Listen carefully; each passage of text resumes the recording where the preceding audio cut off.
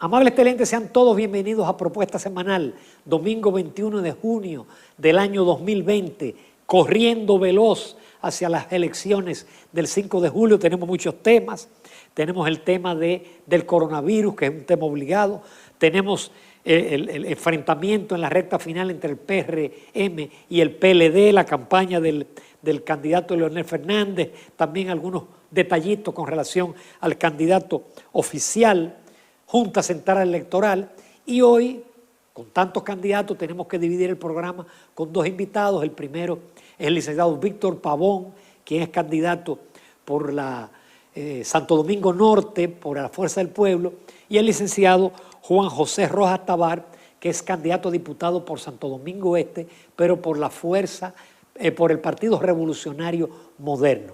Esta semana el gobierno suspendió la fase 3. El miércoles debía iniciar la fase 3. La fase 3 lo que implica era más gente a la calle. Es decir, las empresas que tenían 50% de empleados iban a 75. El que tenía 25 iba a 50. Es decir, no era una cosa del otro mundo. Pero la Comisión de Emergencia le recomendó al presidente que no lo hiciera porque se habían disparado los casos de coronavirus. Lógicamente, preocupación generalizada. Uno dice, después de 3 meses se disparan los casos. ¿Qué ha pasado?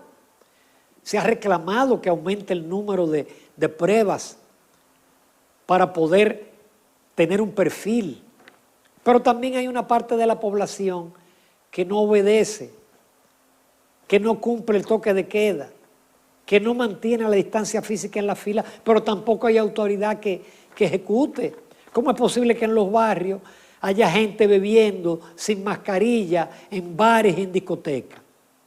Entonces, hay un fallo de las autoridades. Pero yo también me puse a analizar la data que cada día el ministro de Obras Públicas presenta con los boletines. Yo hice un cuadro que lamentablemente no puedo presentarlo porque es muy amplio y no cabe en la pantalla, donde cogí cada 14 días desde el mes de abril. ¿Por qué 14 días? Bueno, porque las fases, fase 1, fase 2, fase 3 y fase 4, se hacen cada 14 días. Por ejemplo, yo tomé del 8 al 22 de abril. En abril había prácticamente una cuarentena. Todo estaba paralizado, menos los supermercados, farmacias y estaciones de combustible.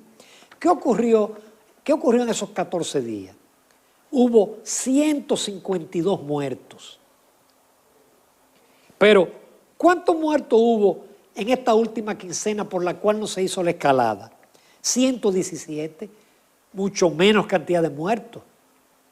En promedio, entre el 8 y el 22 de abril, morían 10.8 personas.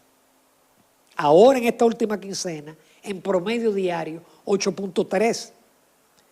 ¿Qué ocurre? En aquel momento se hacían 793 pruebas diarias en promedio. Ahora se están haciendo 2.317. Pero, por ejemplo, el número de positividad, es decir, ¿cuánto aparecen contagiados por las pruebas? En ese periodo 8 al 22 de abril había 28.7%. Es decir, casi 1 de cada 3 daba positivo. Sin embargo, eso ahora, en esta quincena que se decía que había como un rebrote, apenas es de 21%. La letalidad, que es el número de fallecidos entre contagiados, era de 4.8% entre el 8 y el 22 de abril. Sin embargo, entre el 3 y el 17 de junio, que es la última quincena, apenas 1.9%. Entonces uno se pregunta, ¿hay un rebrote? Bueno, es cierto que hay provincias que están críticas, como la provincia de Santo Domingo, el Distrito Nacional de San Cristóbal, pero hay una serie de provincias que ya están aplanadas. En esto hay mucha especulación. No cabe duda que el gobierno se ha aprovechado de la pandemia. Ha usado los recursos que ha obtenido de préstamo a favor del candidato. Y el candidato, sin respetar el toque de queda, están repartiendo salami, pan, llenando tanques de gas en violación de las disposiciones de industria y comercio. Y también están aprovechando la pandemia. Hay quien dice que hay una biopolítica, mi amigo el psiquiatra Héctor Guerrero Heredia, y de que en la medida que se acerquen las elecciones van a disparar los casos. Lógico, si usted hace más pruebas, tiene más casos, con la finalidad de desestimular y provocar una alta abstención en la clase media para ver si logran colar por lo menos para una segunda vuelta el candidato oficialista. Pero la gente va a votar, porque si la gente va a los supermercados, si la gente va a los bancos, si la gente va a la farmacia, si hay un sector de la población que baila y que bebe y que juega dominó, esa población va a votar. Y yo pienso que hay una decisión ya de rechazo a la continuidad de este régimen. Ellos intentaron boicotear las elecciones para seguir después del 6 de agosto y no se le dio. Ellos intentaron boicotear la candidatura por todos los medios legales de Leonel Fernández y no se le dio. Intentaron boicotear las elecciones en el exterior y tampoco se le dio. Van a votar en Nueva York, van a votar en España, se va a votar en Italia, se va a votar en Alemania, se va a votar en una serie de estados de los Estados Unidos. Cruzar los dedos que de verdad no hay un rebrote, porque aquí no ha habido un rebrote sanitario. Yo creo que aquí hay un rebrote de miedo a salir del poder. En esta semana explota el caso de un exdirector municipal, Yamil Rosa, de Las Lagunas en Asua. Él era candidato del PRM y el PLD da una rueda de prensa, ponen de vocero a Francisco Domínguez Brito, exigiéndole al PRM que dé explicaciones, que cuánto aportó este señor a la campaña, etcétera, etcétera. Sí.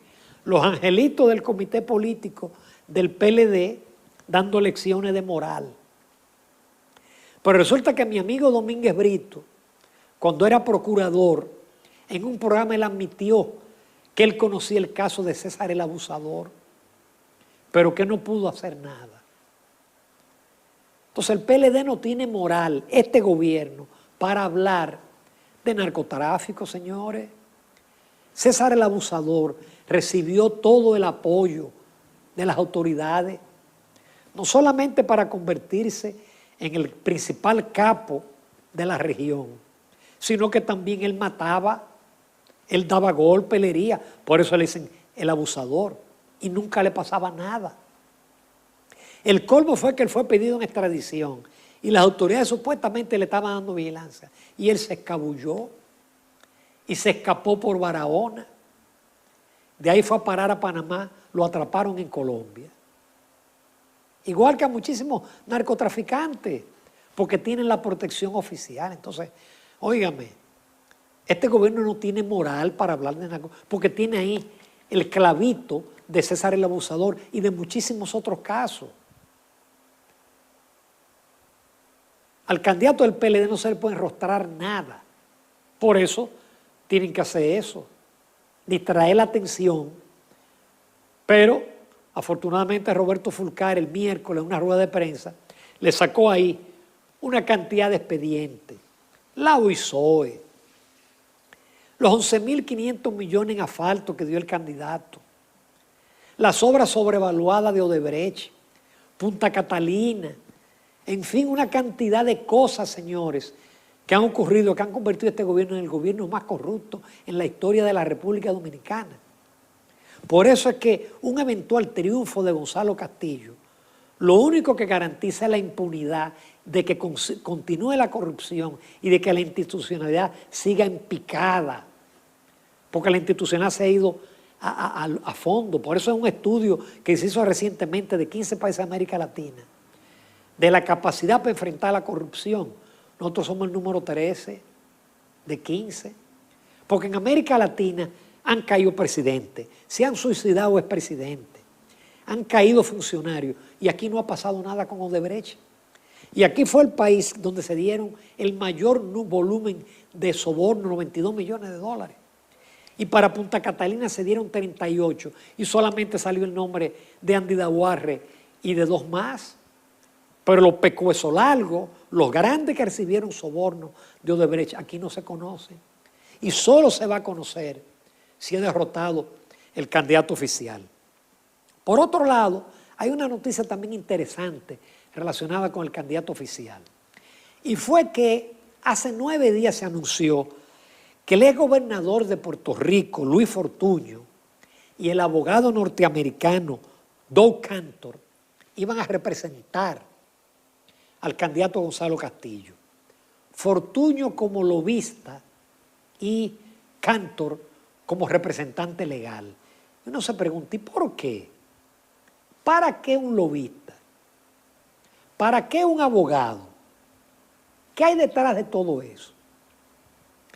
A los 9 días resulta que Fortuño y Cantor enviaron una comunicación al Departamento de Comercio de los Estados Unidos indicando que ellos ya no representan a Gonzalo Castillo.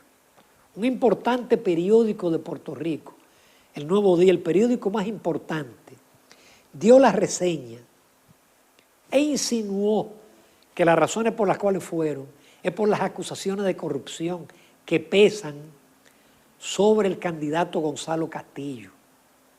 Dice Guido Gómez Mazara que también se han hecho vuelos de lidosa de empresarios que los trasladan a Cuba a hacer negocio y que eso está prohibido por el Departamento de Estado de los Estados Unidos. Entonces, probablemente esas razones pesaron para que estos señores le sacaran la alfombra de debajo de los pies al candidato Gonzalo Castillo, que no ha ido a ningún foro, no fue a la Cámara Americana, no fue a Finjo, no vaya a Finjo, no vaya al grupo de comunicaciones Corripio. Se despacha a veces con discurso con teleprompter, diciendo como que él va a llenar de dinero la calle y la gente. Será como inorgánico. Imprimir moneda porque no hay manera de llenar de dinero, porque no hay recaudaciones, a menos que lo haga con recursos externos, pero eso no está tan fácil. Fíjense que este gobierno solamente consiguió 650 millones de dólares del Fondo Monetario y 150 millones de dólares del Banco Mundial. Entonces, promesas en el aire, porque carece de un programa. Finalmente, en esta semana, el presidente de la JCE, Castaño Guzmán, lamentó que en el fin de semana se vio aglomeraciones en torno a candidatos. Qué sospechoso que en el momento que se tira a la calle el doctor Leonel Fernández, el pueblo se tira espontáneamente. Eso va a ser un caso digno de estudio, porque las encuestas del PRM y del PLD dicen que él está en tercer lugar con un 10. Y uno dice, pero la gente se tira a la calle cuando él llega. Todos los días está juramentando dirigente del PRD y del PLD. El 5 de julio dirá si él tiene o no la razón. Y tiene la razón el presidente de la Junta Central Electoral llamando la atención a eso. Ahora, él debió de llamar la atención al candidato oficial repartiendo gas con la gente pegada, más el peligro que representa repartir gas en esa forma.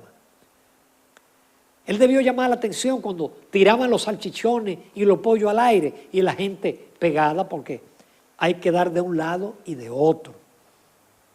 Nos vamos a comerciales con nuestro primer invitado, el licenciado Víctor Pavón, quien es candidato a diputado por Santo Domingo Norte por la Fuerza del Pueblo.